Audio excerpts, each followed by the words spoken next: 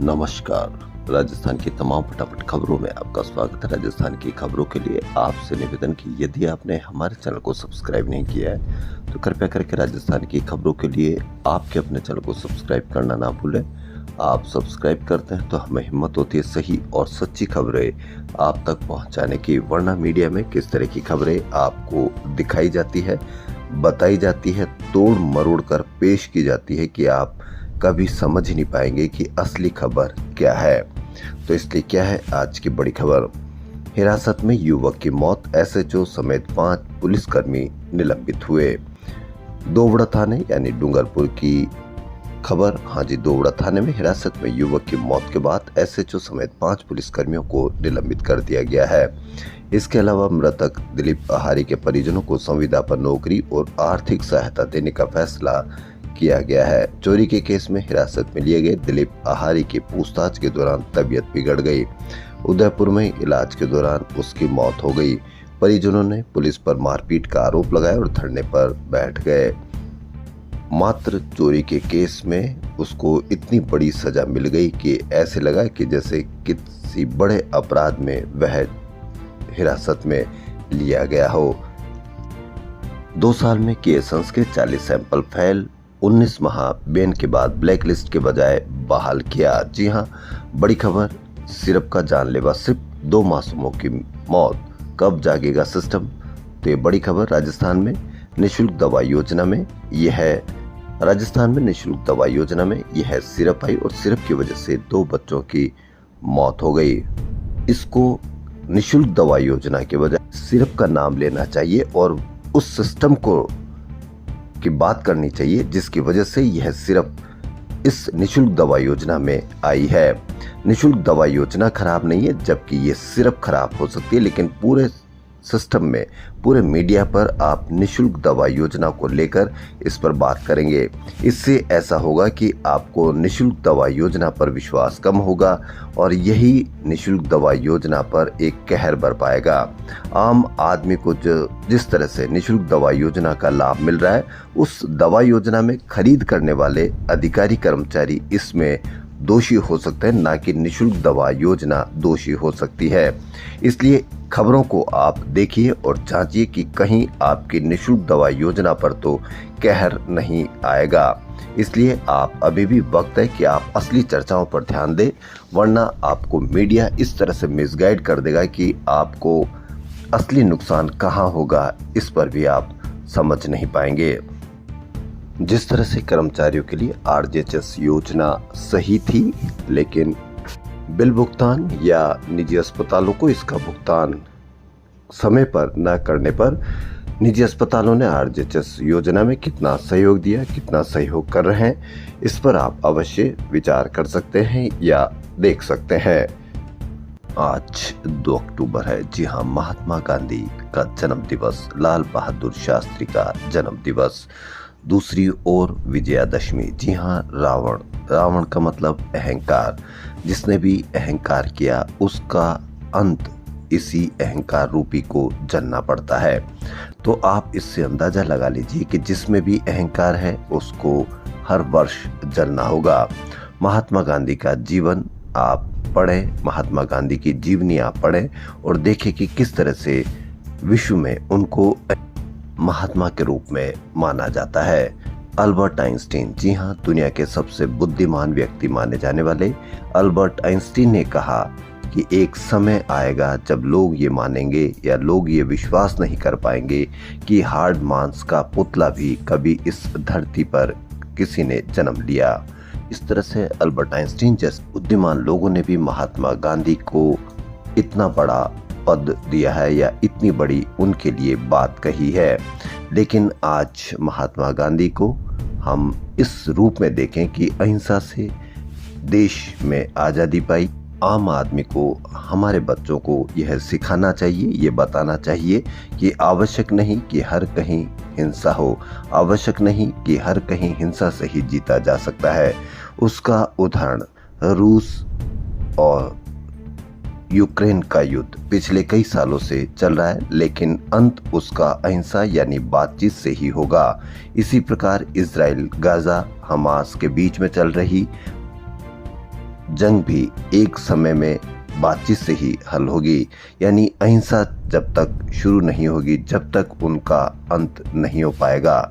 इसलिए आम आदमी से निवेदन है कि आप अपने बच्चों को अहिंसा से सिखाना चाहते हैं या हिंसा से सिखाना चाहते हैं। इसलिए सभी से निवेदन कि आप अपने बच्चों को महात्मा गांधी की जीवनी पढ़ाएं और देखें कि किस तरह से उन्होंने अहिंसा से पूरे दुनिया पर अपनी धाक जमाई।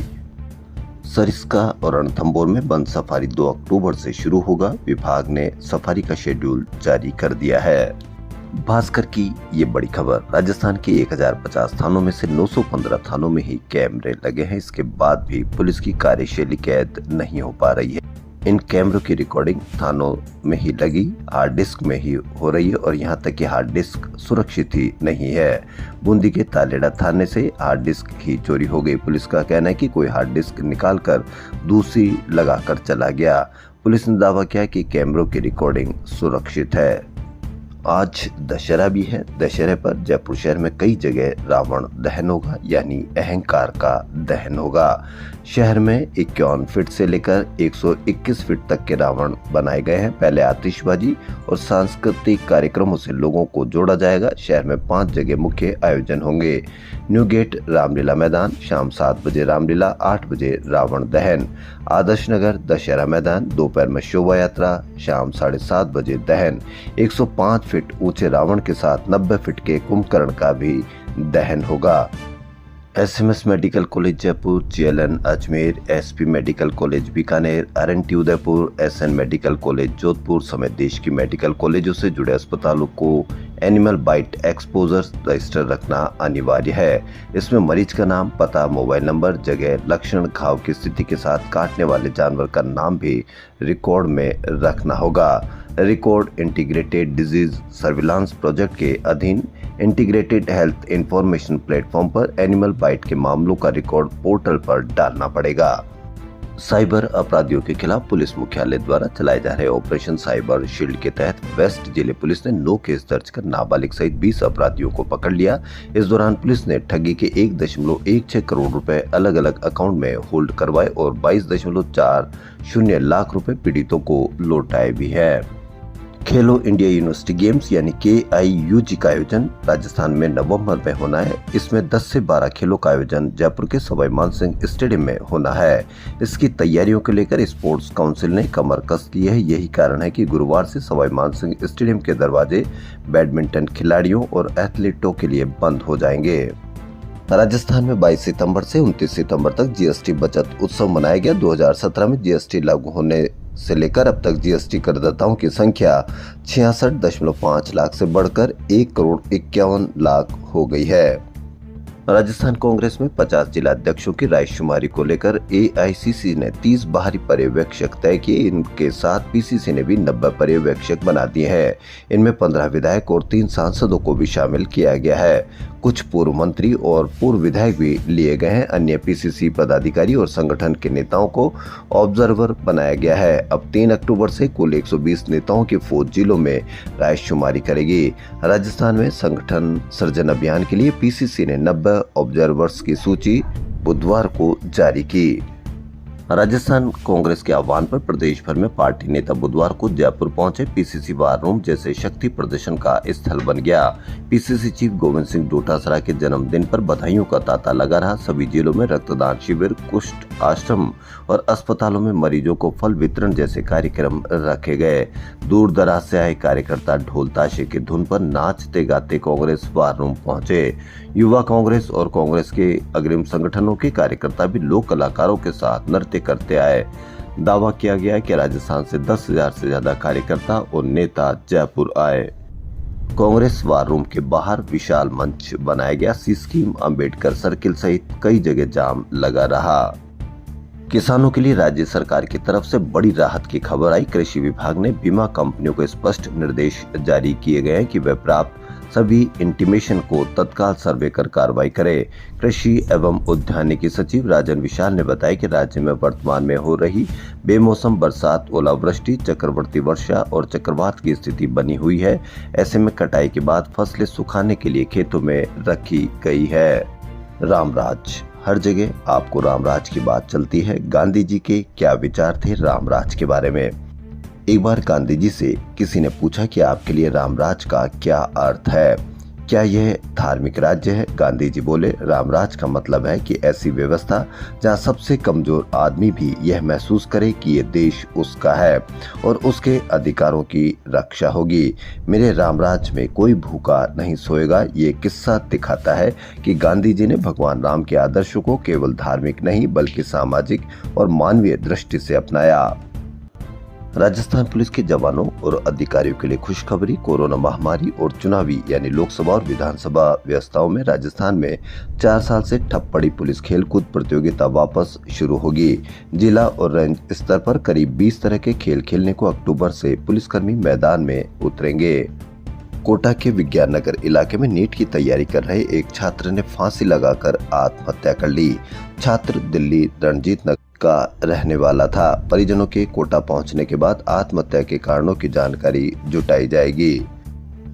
भास्कर की बड़ी खबर, राजस्थान में 82 प्रकार के खनिज हैं, इनमें से 58 का खनन हो रहा है। अब खान विभाग ने खनन का दायरा बढ़ाते हुए tungsten, lithium, potash, graphite, beryllium, bauxite सहित कई खनिजों के खनन की तैयारी कर ली है। सरकार ने खनन को प्रदेश की तीसरी सबसे बड़ी रेवेन्यू बनाने का ब्लूप्रिंट भी तैयार किया है। मौसम में बदलाव से लोग बुखार की चपेट में आने पर अस्पतालों में पहुंच रहे हैं। राजस्थान में सब सेंटर, जिला अस्पताल व मेडिकल कॉलेज से जुड़े अस्पतालों में जनवरी से सितंबर तक ब्लड स्लाइड से लेकर जांच में 74,33,980 बुखार के मरीज मिले। सर्वाधिक जयपुर में 7,26,662 और सबसे कम सलुम्बर में 61,221 मरीज मिले हैं। राजस्थान में मलेरिया के 952 मरीज पाए जाने पर पॉजिटिविटी रेट में 0.01% रही, यानी फैलने की दर काफी कम है। उदयपुर के लेक सिटी के वाइल्ड लाइफ टूरिज्म को अगले साल नई सौगात मिलने वाली है। राजस्थान में पहली बार उदयपुर के सज्जनगढ़ बायो पार्क में जिराफ को पर्यटक निहार सकेंगे। इसके लिए पार्क में गेट नंबर 3 के पास 3 बीघा पर एनक्लोजर बनेगा। वन विभाग ने 1.70 करोड़ लागत से इस काम के लिए टेंडर निकाले हैं। बायो पार्क में आएगा राज्य का पहला जिराफ जोड़ा। 3 बीघा में मार्च तक बनेगा एनक्लोजर।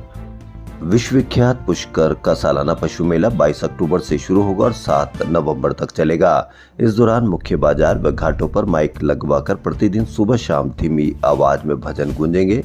साज सजावट व रोशनी के भी पूरे प्रबंध किए जाएंगे। प्रशासन को हर साल के मुकाबले इस बार अधिक संख्या में श्रद्धालुओं के आने की उम्मीद है। मेलार्थियों को किसी प्रकार की कोई असुविधा न हो, इसके लिए पुलिस व प्रशासन अलर्ट हो गया है तथा सुरक्षा के हर साल के मुकाबले 2000 से अधिक का जाप्ता लगाने की तैयारी की जा रही है।